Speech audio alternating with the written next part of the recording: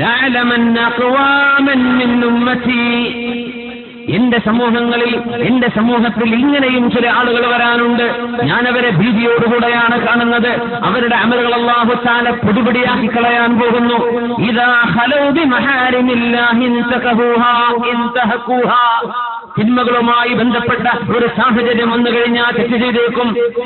ഇന്ന് ബാംഗ്ലൂരിലേക്ക് മാറിയാൽ, ഒന്ന് ഡൽഹിയിലേക്ക്, ബോംബെയിലേക്ക്, ദുബൈയിലേക്കോ ബഹ്റൈനിലേക്കോ കുവൈറ്റിലേക്കോ, ഒന്ന് വേറെ ഏതെങ്കിലും രാജ്യങ്ങളിലേക്കോ ാൽ അവന്റെ കോലം മാറിയേക്കും. അതിന്റെ കാര്യം കൂടെ ഇരിക്കുമ്പോഴൊക്കെ നല്ല ആളാ, പക്ഷേ നാട് വിട്ടു കഴിഞ്ഞാൽ മോശപ്പെട്ടു. അത്തരം ആളുകൾ ഈ വിഭാഗത്തിൽ പെടുമെന്ന് പേടിക്കണം. അല്ലാഹു നമ്മെ കാത്തുരക്ഷിക്കുമാറാകട്ടെ. ഇന്നല്ലാഹ ലാ യുഗയ്യിറു മാ ബിഖൗമിൻ ഹത്താ യുഗയ്യിറു മാ ബിഅൻഫുസിഹിം, ഏതൊരു സമൂഹത്തിന്റെയും ഖൽബിന്റെ ഉള്ളിൽ മാറ്റമുണ്ടാകുന്നുണ്ടോ എങ്കിലേ അല്ലാഹു നിങ്ങളോടുള്ള സമീപനം മാറ്റുന്നുള്ളൂ. നബി തങ്ങളുടെ മുമ്പിലേക്ക് വന്ന ഒരു സഹാബിയ റസൂലല്ലാഹ്, നബിയേ ഇദല്ലി ബിസ്സിനാ, നബി തങ്ങളെ വ്യഭിചരിക്കാൻ ഒരു അവസരം തരണം, എനിക്ക് വ്യഭിചാരം ഹലാലാക്കി തരണം. ചെറുപ്പക്കാരൻ ചോദിക്കുകയാണ്. ഇസ്ലാമിലേക്ക് വന്നിട്ടേ ഉള്ളൂ. നബിയെ, നിസ്കാരം എനിക്ക് കുഴപ്പമില്ല, നോമ്പ് എനിക്ക് കുഴപ്പമില്ല നബിയെ, സകാത്ത് ഞാൻ കൊടുത്തേക്കാം, ഹജ്ജൊക്കെ ചെയ്യാം, പക്ഷേ എനിക്കൊരു കുഴപ്പത്തിനുണ്ട്, വ്യഭിചാരം, അത് നബിയെ എന്നെനിക്ക് പിടിച്ചാൽ കിട്ടൂല, അതിലെന്തെങ്കിലും ഇളവ് തരുമോ? നിങ്ങളോട് ഒന്ന് ചോദിക്കുകയാണ് സല്ലല്ലാഹു അലൈഹി വസല്ലം. അത് ചോദിക്കാൻ ധൈര്യം കാണിച്ചതാണ് നബി തങ്ങളുടെ ഏറ്റവും വലിയ ഖുലുഖുൽ ഹസൻ. തങ്ങളുടെ സ്വഭാവം അത്രയും മെച്ചമായിരുന്നു എന്ന് ഉറപ്പുള്ളത് കൊണ്ട് ഈ ചോദ്യം ചോദിക്കാൻ അയാളുടെ ധൈര്യപ്പെട്ടത്. തങ്ങൾ എന്താ പറഞ്ഞത്? സല്ലല്ലാഹു അലൈഹി വസല്ലം തങ്ങൾ എന്ത് പറഞ്ഞു? അടുത്തേക്ക് ഇരിക്കാൻ വേണ്ടി പറഞ്ഞു. ചെറുപ്പക്കാരന്റെ നെഞ്ചിൽ കൈവെക്കുകയാണ്. അല്ലാഹുമ്മ തുഹ്ഹിർ ഖൽബഹ് വഗ്ഫിർ ദംബഹ്, പടച്ചവനെ ഈ ചെറുപ്പക്കാരന്റെ ഖൽബ് നന്നാക്കി കൊടുക്കൂ റബ്ബേ, ഇദ്ദേഹത്തിന്റെ തെറ്റുകൾ പുറത്തു കൊടുക്കണേ പടച്ചവനെ. അല്ലാഹുമ്മ വഗ്ഫിർ ദംബഹു വതുഹ്ഹിർ ഖൽബഹ്, ഖൽബ് ശുദ്ധിയാക്കി കൊടുക്കൂ പടച്ചവനെ, ഹൃദയം ശുദ്ധിയാക്കി കൊടുക്കണേ അല്ലാഹ്, ഈ ചെറുപ്പക്കാരനെ പുറത്തു കൊടുക്കണേ പടച്ചവനെ. തങ്ങൾ ദുആ ചെയ്തിട്ട് ചോദിക്കുകയാണ്, അത്തറല്ലാഹ്, ഇങ്ങനെ ഒരു വ്യഭിചാരം നിന്റെ സ്വന്തം പെങ്ങളെ ഏതെങ്കിലും ഒരാൾ കയറിപ്പിക്കുന്നത് നിനക്ക് ഇഷ്ടാണോ? ഇല്ല നബിയെ, ഇഷ്ടമല്ല. നിന്റെ ഭാര്യയെ സമ്മതിക്കൂല നബിയെ, നിന്റെ ഉമ്മായെ നബിയെ, നിന്റെ സ്വന്തം മോളെ സമ്മതിക്കൂല. എന്നാൽ നീ വ്യഭിചരിക്കുന്നത് അല്ലാഹു തആല അനുവദിക്കാത്ത വ്യഭിചാരം നീ ചെയ്യുന്നത് ആരുടെയൊക്കെ പെങ്ങളാണ്, ആരുടെയൊക്കെ ഉമ്മയാണ്, ആരുടെയൊക്കെ ഭാര്യയാണ്, ആരുടെയൊക്കെ മകളാണ്. നീ അത് മനസ്സിലാക്കണ്ടയോ? യാ റസൂലല്ലാഹ്, അല്ലാഹുവിന്റെ നബിയെ, ഞാൻ അങ്ങയുടെ സദസ്സിലേക്ക് വരുമ്പോൾ എനിക്ക് ഏറ്റവും ഇഷ്ടമായിരുന്നത്, ഞാനോട് എഴുന്നേറ്റ് പോകുമ്പോൾ ഏറ്റവും വെറുപ്പുള്ളതാണ് നബിയെ, എനിക്കത് വേണ്ട, എനിക്കത് വേണ്ട. ഹബീബായ സല്ലല്ലാഹു അലൈഹി വസല്ലം തങ്ങൾ തിന്മകളിലേക്കുള്ള സാഹചര്യങ്ങളെ തടഞ്ഞു വെച്ചിട്ടുണ്ട്. നിങ്ങൾ ചെയ്യല്ലിൻ, തിന്മയുടെ സാഹചര്യങ്ങളിലേക്ക് പോവല്ലിൻ. ഇയ്യാകും വദ്ദുഖൂല അലൻ നിസാ, നബി തങ്ങൾ പറയുമായിരുന്നു, നിങ്ങൾ പെണ്ണുങ്ങളുടെ ഇടയിലേക്ക് ഇറങ്ങി ചെല്ലരുത്, പെണ്ണുങ്ങൾ ആണുങ്ങളുടെ ഇടയിലേക്കും ഇറങ്ങി ചെല്ലരുത്.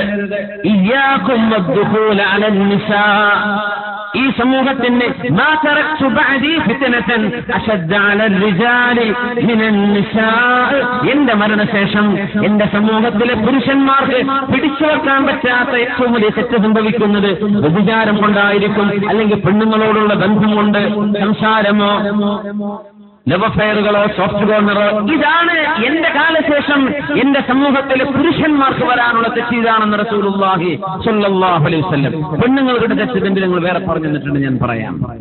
ഈ ഉമ്മത്തിലെ പുരുഷന്മാരുടെ വിഷയം ഇതാണ്. ഹമ്മുഹും അൽ ഫർജു വൽ ബത്ൻ, ആകെ ചിന്ത തിന്നണം, ഭോഗിക്കണം. ഇങ്ങനൊരവസ്ഥ എന്റെ ഉമ്മത്തിന് വന്നാൽ ഈ സമൂഹത്തിന്റെ നാശമാണ്. അല്ലാഹു കാത്തുരക്ഷിക്കുമാറാകട്ടെ.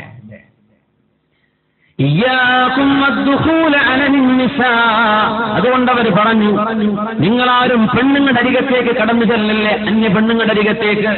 കോളേജിൽ പഠിക്കുന്ന വിദ്യാർത്ഥികളാണെങ്കിലും, ക്യാമ്പസുകളിൽ രാഷ്ട്രീയ പ്രവർത്തനം നടത്തുന്നവരാണെങ്കിലും,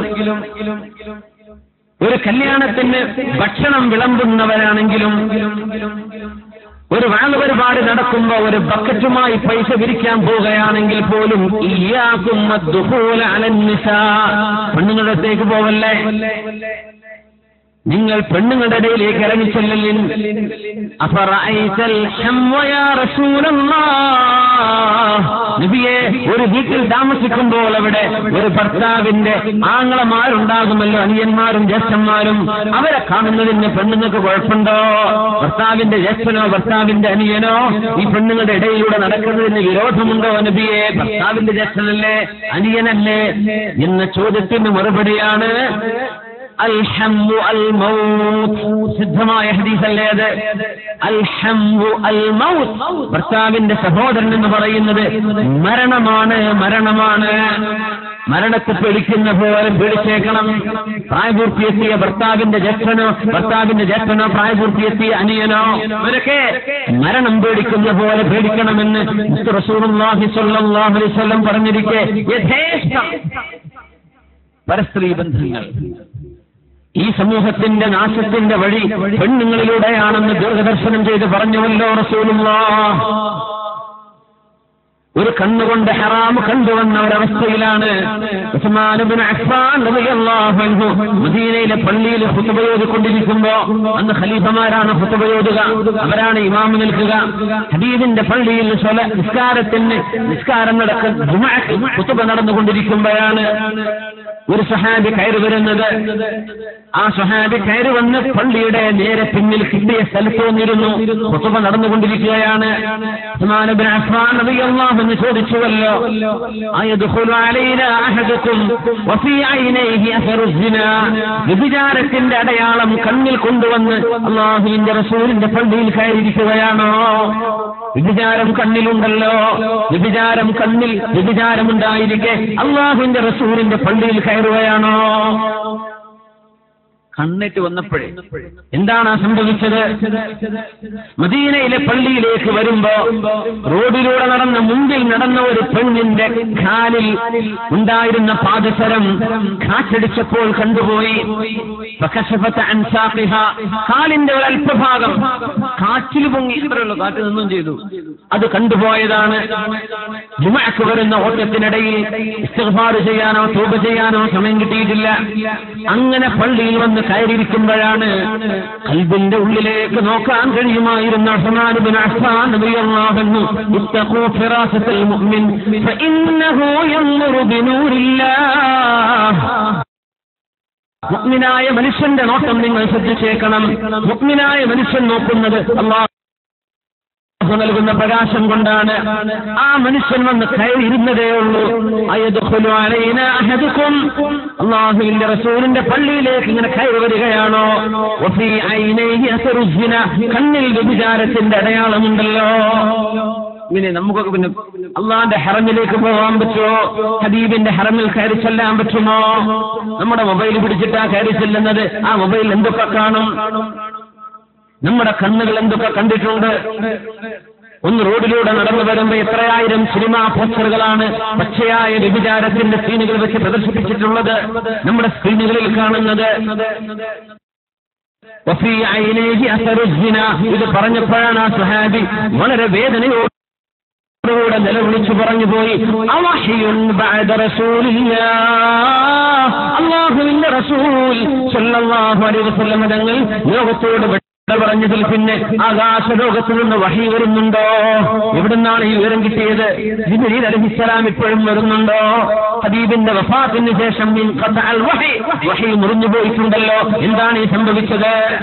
മാസങ്ങൾ പറയാം, ഇത് വഹിയല്ല, ഇത് ഫിറാസയാണ്. മുഅ്മിനായ മനുഷ്യന്റെ ലക്ഷണമൊത്ത നോട്ടമാണ്. കണ്ണിൽ ഒരൊറ്റ നേരത്തെ ഒരല്പനേരത്തെ കാറ്റടിച്ച് വീശിയപ്പോ കാലിന്റെ പാദസരം കണ്ടുപോയതിന്റെ പേരിൽ കണ്ണിൽ വ്യഭിചാരമുണ്ടല്ലോ. നമ്മളൊക്കെ കണ്ണൊക്കെ പിന്നെ എന്തിനാ പറ്റുക?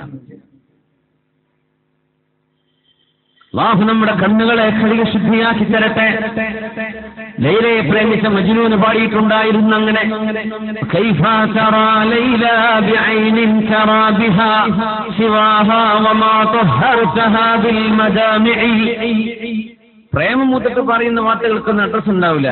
പാടാണ്, ലൈലയെ കാണുന്ന കണ്ണുകൊണ്ട് ലൈലയല്ലാത്ത പെണ്ണിനെ ഞാൻ കണ്ടാ പിന്നെ എന്റെ കണ്ണ് കഴുകണമല്ലോ. അല്ലാഹു ഹറാമാക്കിയത് കണ്ടാൽ അല്ലാഹുവിനെ കാണാൻ പോകുന്ന കണ്ണുകൾ പിന്നെ അല്ലാഹുവിന്റെ തജല്ലി കാണാനുള്ള ക്വാളിഫിക്കേഷൻ ആ കണ്ണിനുണ്ടാകുമോ? അല്ലാഹു നമ്മുടെ കണ്ണുകളെ ശുദ്ധിയാക്കി തരട്ടെ.